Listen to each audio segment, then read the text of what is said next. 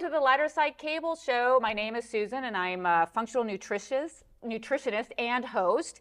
And I am thrilled to announce a free community event that brings women together every last Tuesday at Stories Coffee on 114th and Dodge. But for today, we have Brenda, and she is like a staple to promoting health. And she is a certified women's health nurse practitioner. And she is the CEO of her own wellness company and of Brenda Lee Wellness. And she teaches a small group fitness class. And she is also a certified personal trainer and is certified in a functional medicine through the School of Applied Functional Medicine.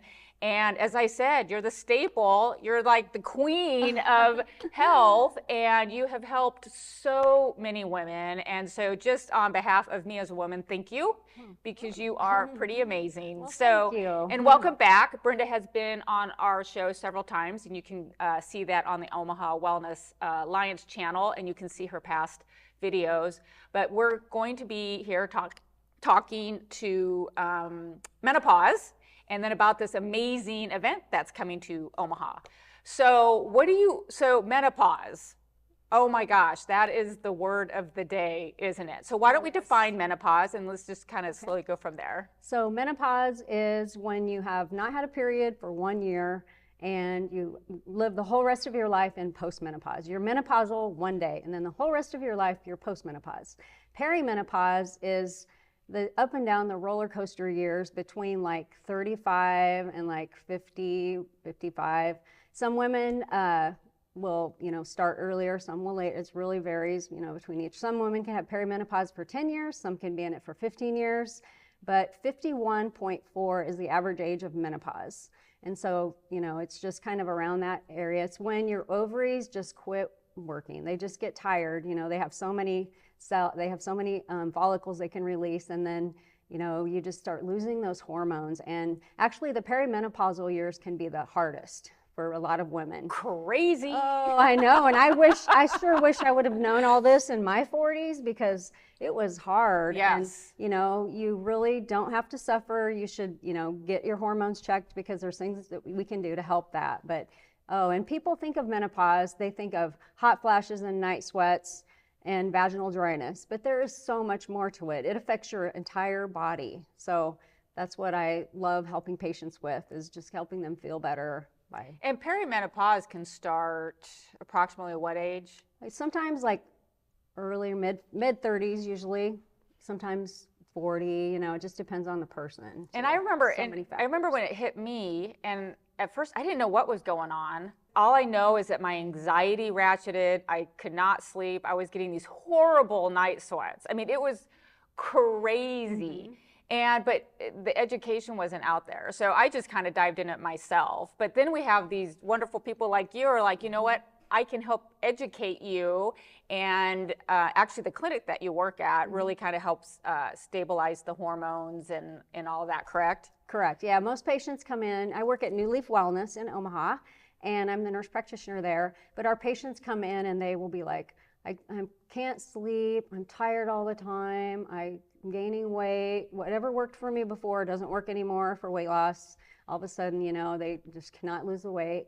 They have no libido, they have brain fog, they have dry skin, they have vaginal dryness, they have repeated urinary tract infections.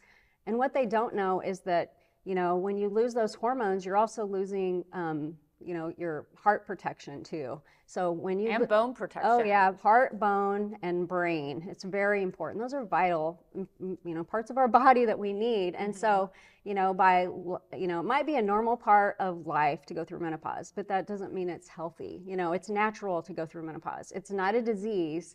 But, back in the early 1900s, women didn't live this long. They never went through this. So it's kind of, you can live 1/3 to 1/2 of your life without hormones, and that's a long time. Yeah, no, and and it's interesting because, there's a lot of education around puberty and getting your first period, and then pregnancy, if you decide to have, babies, and the fertility aspect of it. But not a whole lot. What happens, like you said, your ovaries die, and now, in a way, it was nice because I didn't have to worry about getting pregnant. Yes. And so you have a little bit of freedom with that. But you're also going through a lot of life changes. You know, if you have kids, you're more likely to be empty nesters. And so to really kind of to help, how do you help women capture the hormone craziness? And I mean, like, what do you do? How do you help people, women? Well, I love to educate. You know, there's power in knowledge, and I just think, you know, they should understand what's going on, that it is, you know, they're not crazy. It is the, you know, loss of hormones that can be really causing that.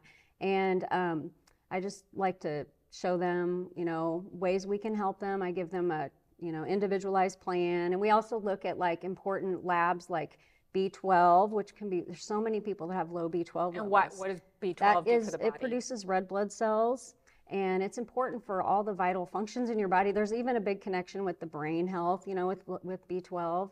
And so that's, you know, treat with B12, or we can do thyroid levels like a TSH, T3, T4. Those are really important. Explain that a little bit, because I do know a lot of women struggle with thyroid issues. Let's kind of dive into that a little bit. What is thyroid issues? Where is your thyroid located? And what do you look for to help support women with thyroid issues? It's like a butterfly-shaped gland in your neck, and it is pretty much the, you know, metabolism of your body. It's not like something that if you get on a thyroid medication, you're going to lose weight, but it just makes you feel better. It helps your cells have those thyroid hormones that are essential. When you have a low FT3, everything is sluggish in your body. So sluggish thyroid, sluggish body. You have constipation, brain fog, fatigue, low libido, depression, you know, just a lot of, you can lose some hair, a lot of things, dry skin. So it's a lot of the same symptoms as low hormones, but they really work together. When you lose your estrogen and your hormones, you start to lose your thyroid as well a lot of times. And stress can affect it, and the adrenals. So it's all a lot going interconnected. on. Yeah, it's all interconnected too. So well, and you talk about estrogen, right? So what does estrogen have to do with menopause? And what does estrogen have to do with the woman, actually? So let's get back down to the 101 basics. Estrogen is an amazing hormone that women have. It makes us women, you know, it makes us feel women. It actually protects our heart, though. So when you lose your estradiol, you lose your cardio. And estradiol is estrogen? Yes, it's one of the types. Estrogen is a family of hormones, and estradiol is the good estrogen that we monitor mostly. And so when, you know, you lose your heart protection when you lose your estradiol. I didn't know and that. So, yeah, and it also, you know, affects your libido. It affects your depression. It makes you more depressed. It helps with your heart and your bone protection, because you know, we don't want to lose our bone, you know, strength as we age. So it's very important for that reason as well. It helps your brain. You know, there's Dr. Mosconi is doing a lot of research on the brain connection with low estrogen. There's a lot of women, more women than men, get dementia and Alzheimer's. And, you know, it's not just because we only live like 3 years longer than men. The average age is 80 for women, but we are getting more of that. And they think it's because we're depleting ourselves of estrogen for all those years, and it just adds up. You know, that brain fog feeling you have, that's a warning sign, you know, that something's going on. And, you know, so it is important to have that estrogen. It helps with your muscles. It just helps you feel better too. So how do you help your estrogen in your body? How do you do that? Well, once you lose it, you can't get it back. So really, yeah, it doesn't come back. Our ovaries just quit working, and so Dang it. I know, having the healthiest lifestyle, you know, you just can't really get it back. So replacement, you know, there's a variety of different ways to replace estrogen. There's oral, there's troches, there's pellets, there's like patches, you know, so it is important. And there's a lot of different price points for them too. And so it is super important to have that checked if you're having a lot of those symptoms. Some women maybe will not need it, but it's really a insurance policy for the rest of your life that you're going to maybe age better and live longer and like not get dementia, because, you know, Alzheimer's, there's no treatment for it. So, and everyone worries about breast cancer. My mother died of breast cancer when she was 50, and I was 20. I've been scared my whole life of breast cancer. And, you know, it's because the Women's Health Initiative study was done in 2002, and that was a flawed study. They used women that were in their 60s, the average age was 63, and they used synthetic hormones. They like Premarin, that's made from pregnant horse urine, and synthetic progestins. And then after a very short time, a lot of the women were getting breast cancer and heart disease. So they stopped the study and they told everyone to get off their hormones. It's causing breast cancer and heart disease. And then everyone's been scared of it ever since. So it's really hard to change the narrative, but because that's not the case now. Right. Yeah. Well, we have bioidentical hormones, which are more compounded and they're made more like the actual hormones in our body. They're not made from pregnant horse urine. And so, we just have to, weigh your risks. And if you, have breast cancer, there's a lot of doctors will not have you be on, hormones ever, but there are a lot of studies that can show if you actually, get diagnosed with breast cancer and you've been on hormones, it's protective. And so it's not always causing breast cancer like everyone worries about. Yeah.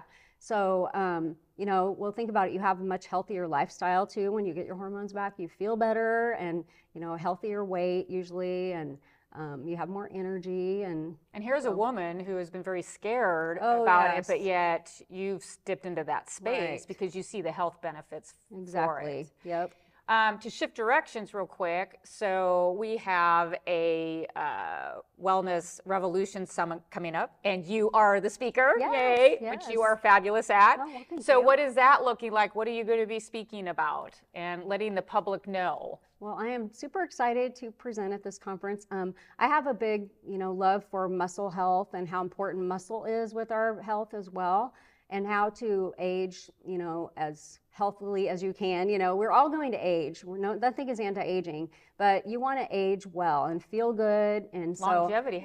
Longevity is everything. Yes. So super important to, have good muscle strength. And part of that is going to be like having hormones and having a healthy lifestyle, which is there's so many components to it, Yeah. Why don't you describe some of those components to a healthy lifestyle? I would say sleep is really important. Like if you're not sleeping, you're aging faster, you're promoting disease. And so that's where the hormones help too. You sleep better if you have hormones, definitely.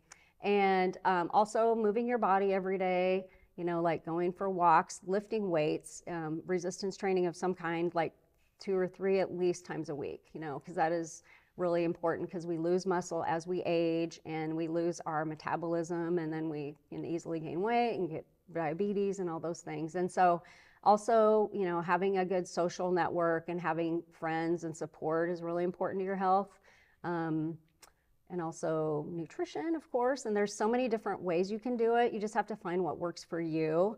I'm very big on protein because protein is going to build those amino acids that will help build muscle and keep you feeling well and strong. And that's what we all want to age gracefully, so we don't need help getting off the toilet, and we can do things ourselves. Well, and it's interesting because we don't have to live like we're living, right? I mean, we can live with movement and health, and we don't have to be bedridden and like hunched over with a walker and a cane and what you see out there. I mean, life is not supposed to be lived like that, but we do have to work to help our bodies thrive because I think people just don't understand how to do that, especially when we hit menopause, for at least women, because our bodies change so dramatically. It's interesting you said this. You said it doesn't matter how healthy you've been, you're still going to have to pivot a little bit because your body needs that adjustment. And if that's probably the biggest thing that you can say, it's probably the loss of estrogen that's starting to create that havoc, correct? It's true. Yeah. Yes, the loss of estrogen. And we have, it fluctuates a lot in perimenopause. So that can be so frustrating too for women. And then in menopause, it goes down and it doesn't ever go up again unless you have hormone replacement.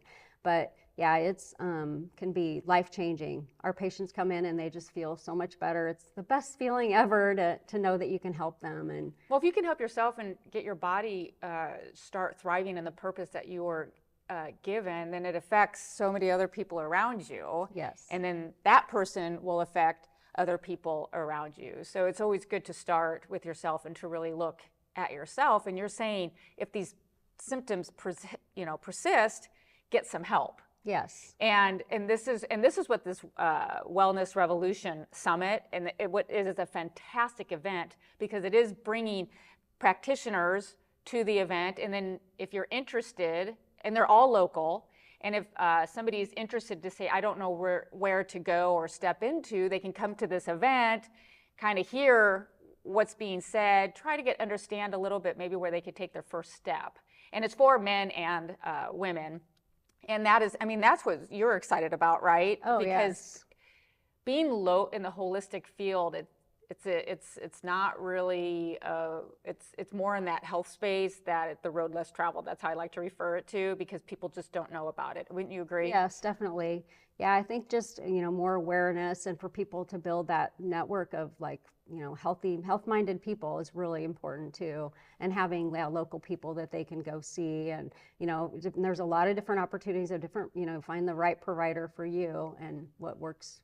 So. Well, exactly, because you don't know, right? No. I mean, because you're like, I don't know where to go. And I think that's where a lot of women and men, they're like, I don't feel good. I'm not getting what I need out of Western medicine, so I don't know where to go. And so what does that look like?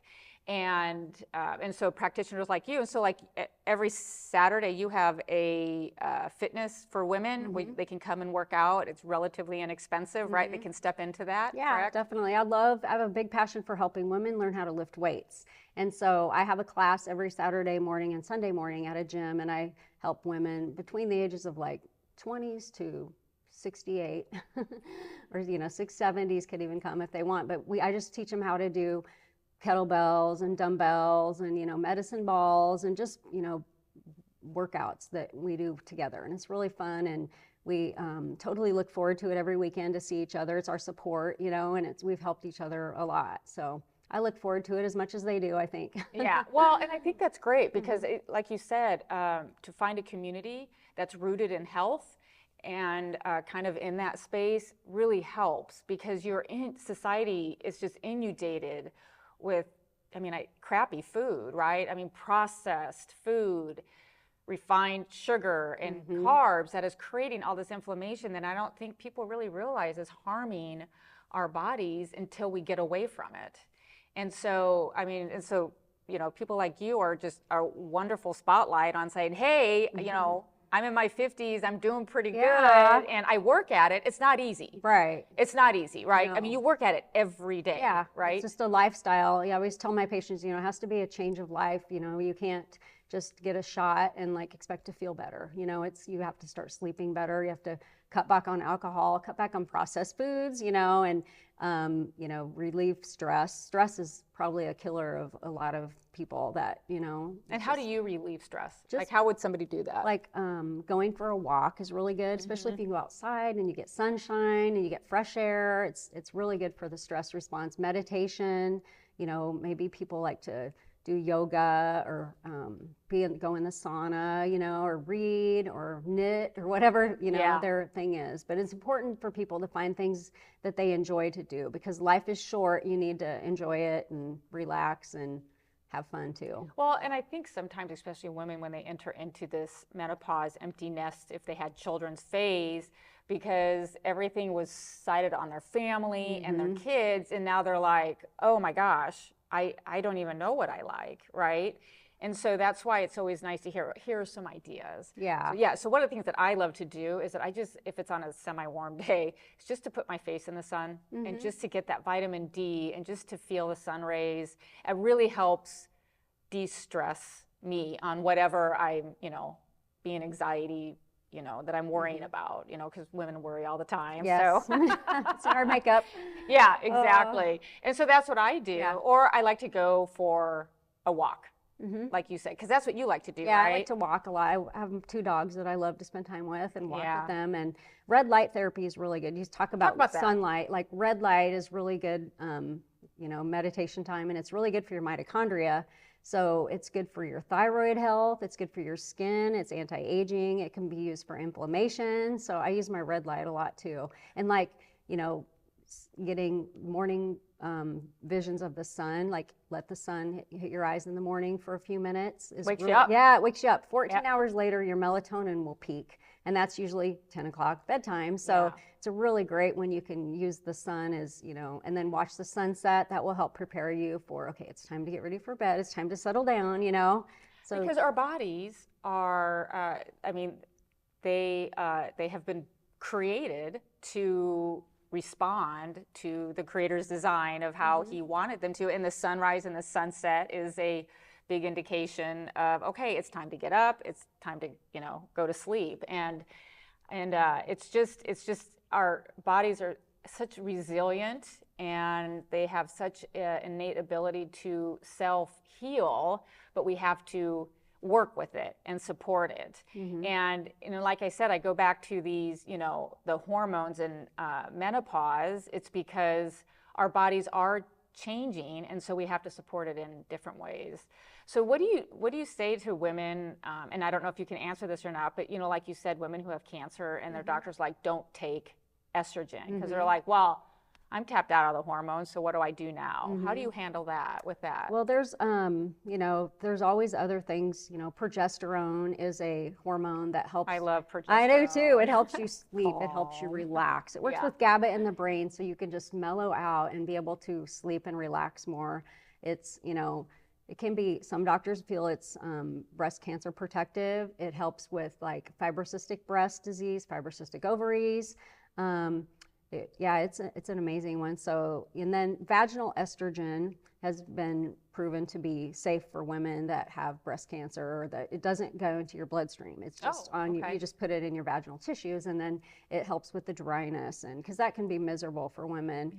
Yeah. And yeah, so that's something else. But yeah, they need to definitely consult with their doctor and, you know, get their opinion. But there's a really good book called Estrogen Matters, which, you know, maybe if you give that to your doctor and see if he will, you know, read it, or if he's heard of it, you know. And but yeah, or maybe, you know, just get another opinion or something. But you just definitely.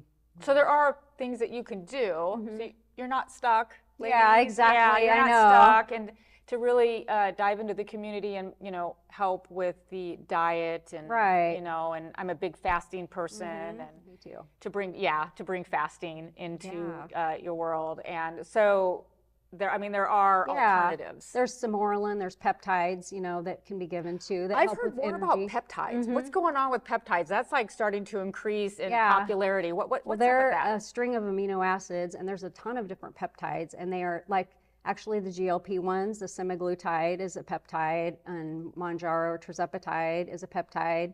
BPC 157, that's a really good, it helps with gut healing, and it also helps with inflammation and some pain. What are peptides? They're just strings of amino acids. And amino acids. They just are what our body's made of, and so they're just supporting your body with more energy. You know, the GLP peptide is the one that makes you feel full, but it's also something you get in your gut when you eat meat. When you eat a lot of steak or, you know, satisfying foods, it will keep you full, just like the Ozempic does. It's the same thing. Yeah. And so, interesting. And then tirzepatide has a GLP-1 and a GIP in it. The GIP is good for fat burning. So yeah, so they're all. I think women are like, sign me up for that. I know, exactly. I know, yeah. So, but some people, if they can't do the hormones, you know, Samorelin or Ipamorelin is another. They do injections like 5 days a week, and it can help with, you know, energy and muscle building and things. So, yeah, there's a lot of different options. And you know, I think one of the biggest questions that I think women have a tendency to ask is like, why, because of the drop in estrogen, am I getting this belly? So, do you have an answer to that? Yeah, it's just, you know, we tend to add body fat right around the midsection, right when we start losing our estrogen, which also is more, you know, more risky for heart disease too. Yeah, sure. And so, and when your cortisol is high too, you add belly cortisol fat. is the stress hormone. So we have adrenals that sit on our kidneys, and they release cortisol. And it can be a good thing and a bad thing, but in the morning, you want your cortisol to be high. That is, it naturally rises just like your blood sugar in the morning, and it helps you jump out of bed. But not everyone jumps out of bed. Some people, if your cortisol is too low in the morning, you don't want to wake up. You're still tired, and you're, you know, you try to just stay in bed. But then in the afternoon, so you want your cortisol to be high in the morning, and then in the afternoon, you want it to naturally go down so you can actually go to sleep at night. So it's really, we do lab levels on that too. and sometimes cortisol will wake you up in the middle of the night if you're going through a stressful time, and then, so it's really, and it's hard to like lose weight or be healthy when you have those, rises in cortisol. And sometimes late at night you're wired but not tired. You just could, get that second wind at 10 o'clock or 11.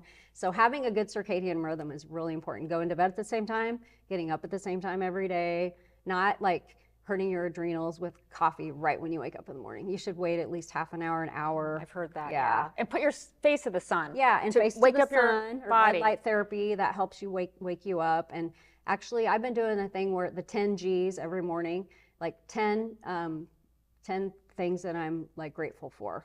Oh, and it that's starts great. off your day like just feeling on the positive side. Yeah. And you'll end up like always looking at the bright side because you're thinking of those 10 things, and it's you have a lot of things that we can be grateful for. You woke up. Yeah. You can get out of bed and walk across the room. Some people can't do that.